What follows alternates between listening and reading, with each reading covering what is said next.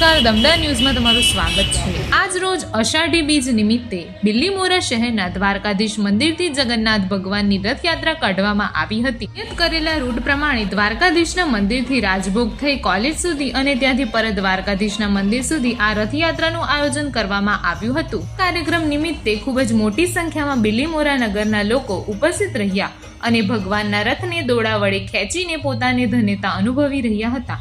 આ કાર્યક્રમમાં દ્વારકાધીશના મંદિરથી શરૂઆત કરવામાં આવી હતી।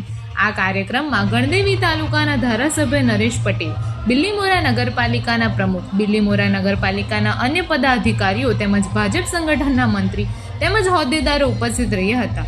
જય રણછોડ માખણ ચોરના નારા સાથે ભગવાન શ્રી જગન્નાથની રથયાત્રા આગળ વધી હતી। ડીજેના તાલે લોકો ઝૂમતા જોવા મળ્યા હતા તેમજ ઠેર ઠેર સેવાભાવી સંસ્થાના લોકો ફરાળી ખીચડી તેમજ પાણી તથા અન્ય ચીજ વસ્તુઓ પ્રસાદ રૂપે સેવા આપી રહ્યા હતા। બિલ્લીમોરા પોલીસ કર્મચારીઓ દ્વારા પણ બંદોબસ્તને લઈને સરાહનીય કામગીરી કરવામાં આવી હતી તેમજ દ્વારકાધીશથી નીકળેલી રથયાત્રા કોલેજથી પરત ફરી દ્વારકાધીશના મંદિરે સમન કરવામાં આવી હતી। દમદાર ન્યૂઝના તંત્રે પ્રવીણ કુમાર દ્વારા અહેવાલ।